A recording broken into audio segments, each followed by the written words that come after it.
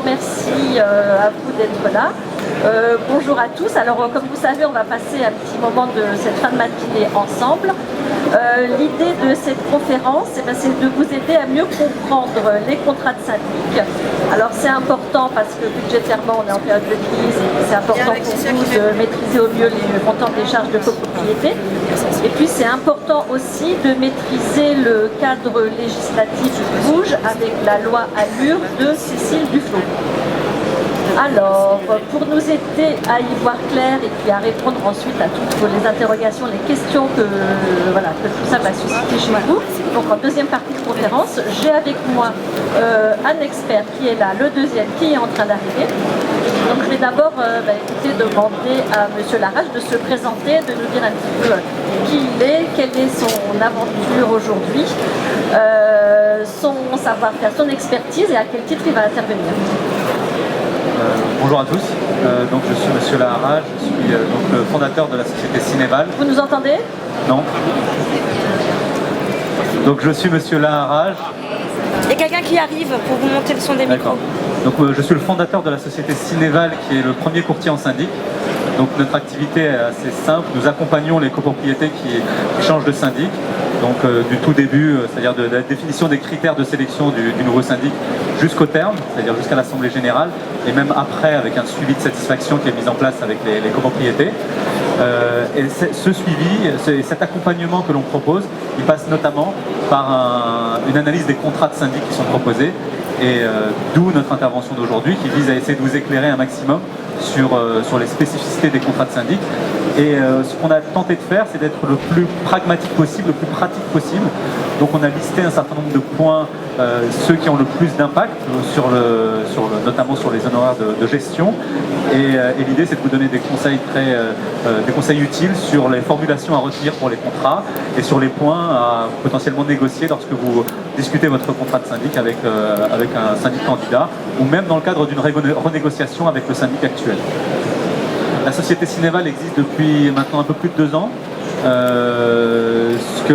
Donc je suis fondateur de la société et également directeur général.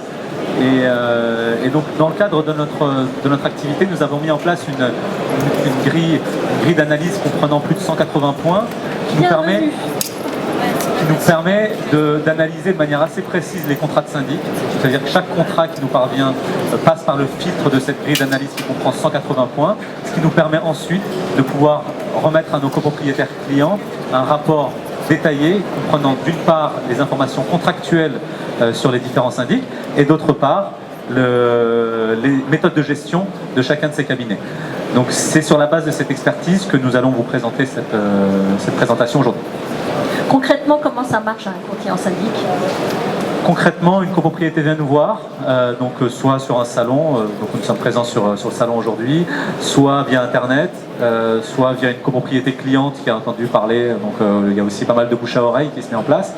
Donc on rencontre le conseil syndical, on visite la copropriété, on voit avec vous quels sont les griefs à l'encontre du syndic actuel, on essaie de voir précisément quels sont vos besoins.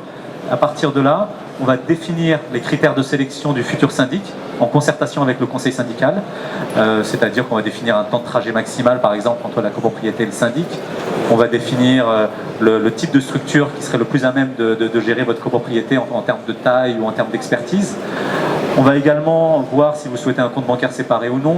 On va voir si vous avez besoin peut-être d'un accès des documents de la copropriété par internet. Enfin, on va être assez exhaustif sur le champ des critères applicables. À partir du moment où on aura fixé ces critères, donc une sorte de cahier des charges, ce sera à nous de respecter ce cahier des charges et de pouvoir présenter à la copropriété les 3 syndics qui correspondent le mieux à ces critères. Ces 3 syndics, donc référencés chez nous, adhèrent à notre charte de transparence.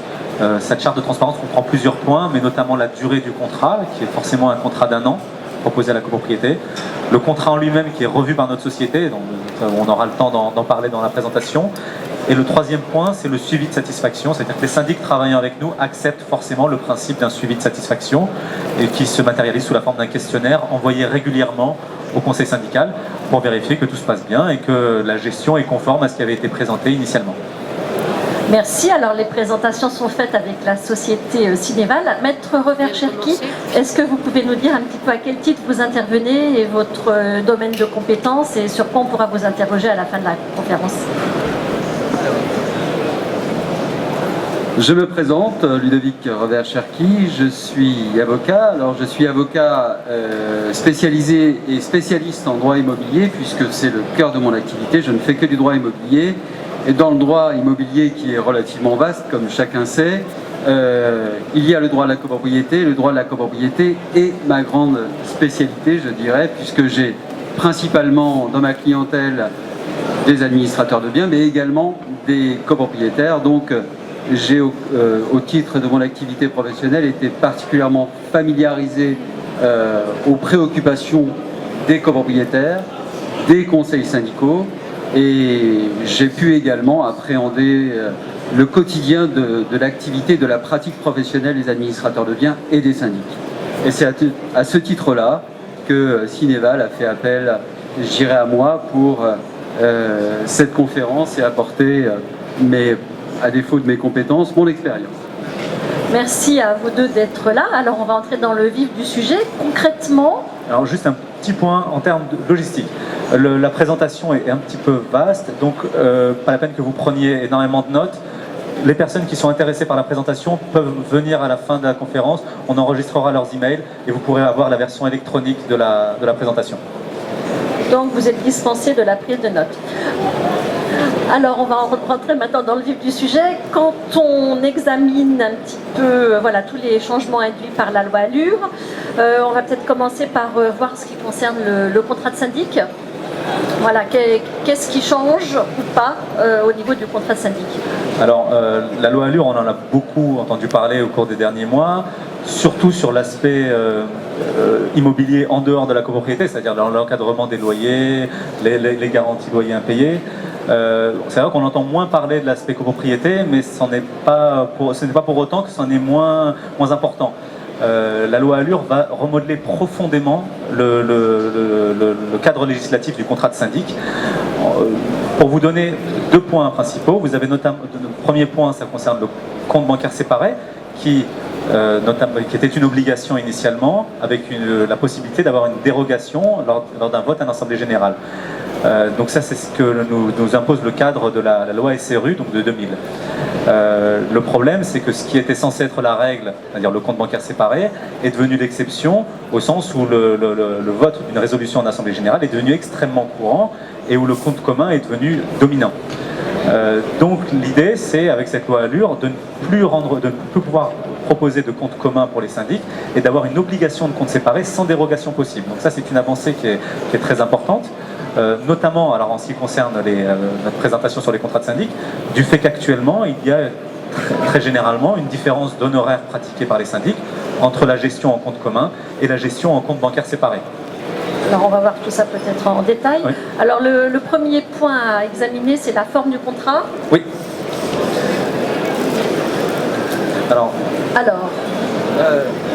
Alors, moi je reprendrai rapidement la forme classique du contrat de syndic qui doit par principe être obligatoirement joint à la convocation en vue de l'Assemblée générale, à la fois dans le cadre d'une désignation et à la fois dans le cadre d'un renouvellement. Et pour ce qui concerne les propositions des syndics professionnels, la loi Hoguet prévoit que les contrats doivent être établis obligatoirement par écrit.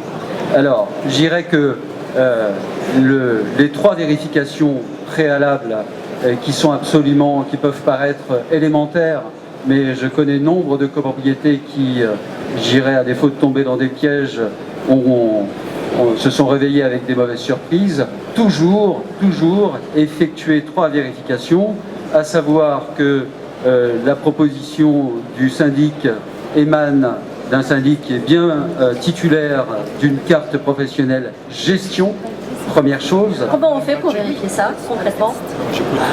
Il faut se renseigner, on peut se renseigner auprès des services de la préfecture. Alors, je ne dis pas qu'il y a une ligne téléphonique spéciale qui permette d'avoir cette information dans des délais rapides. Moi-même, quand je suis amené dans le cadre du traitement de mes dossiers, à rechercher ce type d'informations, je dirais que d'une manière générale, j'ai une réponse sous huitaine, quinzaine au plus.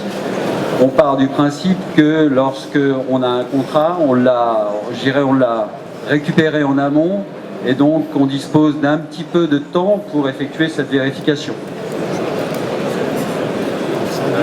Donc le contrat doit bien notifier le numéro de la carte de gestion et ensuite la préfecture qui a délivré la carte de gestion. Alors il faut que vous contactiez la préfecture en question, vous demandez généralement le service des professions immobilières qui est en charge de la gestion du suivi des cartes de gestion et donc c'est généralement ces services-là qui vont vous donner l'information à savoir que le syndic en question est bien enregistré auprès de la préfecture. Alors en fonction des préfectures, vous pouvez obtenir l'information soit par téléphone, par mail ou par courrier. Donc c'est vraiment vous et votre chance. Sur Paris, généralement par téléphone, vous pouvez obtenir cette information. Dans les Hauts-de-Seine par exemple, il faut forcément envoyer un mail ou un courrier. Et dans le 77, il faut forcément se déplacer. Donc vous voyez, c'est très, très différent. Mais c'est vrai que c'est très important de vérifier que la carte de gestion est bien à jour. Alors on peut effectivement profiter de cette demande d'information auprès des services de la préfecture pour obtenir la confirmation qu'il y a une garantie financière et une assurance RC. Enfin bon, c'est peut-être un petit peu inutile puisque une carte professionnelle ne peut être délivrée qu'à un professionnel qui dispose d'une garantie financière et d'une assurance de responsabilité civile professionnelle en cours. Donc on va partir du principe que la préfecture fait bien son boulot. On part du principe que la préfecture fait bien son travail. Cela dit, on peut aussi partir du principe qu'une carte professionnelle peut avoir été délivrée,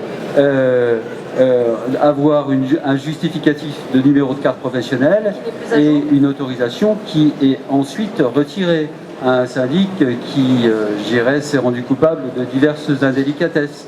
Donc c'est une information de préférence, même si ça peut sembler une mesure de précaution un petit peu superflue, malgré tout, informations qui peuvent être, qu'on peut devoir réactualiser assez constamment.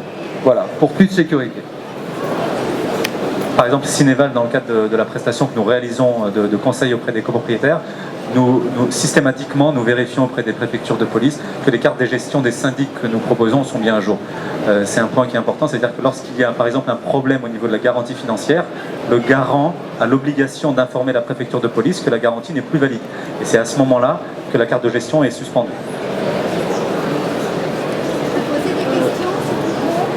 Pour les questions, je pense qu'on verra à la fin, donc essayez de regrouper les questions. D'accord. Juste en termes de format, vous avez deux grands types de formats de syndic. Vous avez le premier qui est un contrat littéraire, un contrat classique avec une énumération des prestations. Donc généralement, vous avez deux parties. Une première qui concerne le forfait de base proposé par le syndic avec les prestations incluses dans le forfait de base. Et ensuite une seconde avec les prestations particulières, donc c'est le terme technique, qui en fait représente les prestations facturées en plus des honoraires de base proposés par le syndic. Donc ça c'est la formule classique. Ensuite vous avez le contrat type FNAIM, on dit FNAIM mais c'est également l'UNIS, reprend ces deux grandes chambres syndicales reprennent ce format, où vous avez un format qui ressemble pour le coup plus à un tableau, où vous avez des colonnes en fonction de l'obligation, si la prestation est obligatoire de par la loi ou si elle est incluse dans le forfait de par le choix du syndic, et qui est facturé au titre de cette prestation. Est-ce que c'est le syndicat des copropriétaires ou le copropriétaire concerné? La dernière colonne concerne le mode de facturation, donc à la vacation, au forfait, au réel. L'idée c'est qu'un contrat classique généralement est un peu plus court. Le contrat type FNAIM fait au minimum 13 pages et il peut être un peu plus long le cas échéant. Et au-delà de la longueur du contrat, est-ce que l'un est préférable à l'autre? Qu'est-ce que vous en dites? En termes de comparaison, c'est vrai que le contrat classique est peut-être un peu plus comparable parce que vous avez d'abord l'énumération des prestations comprises dans le forfait de base et ensuite toutes les prestations qui sont facturées en plus. Alors que dans le contrat type FNAIM, vous allez avoir sur la même page des prestations qui sont comprises dans le forfait de base, d'autres qui sont facturées, et donc il peut être assez difficile de réconcilier la portée du forfait de base, de savoir ce que comprend exactement les honoraires de base. Donc il y a peut-être un travail de réécriture à réaliser lorsqu'on analyse le contrat type FNAIM.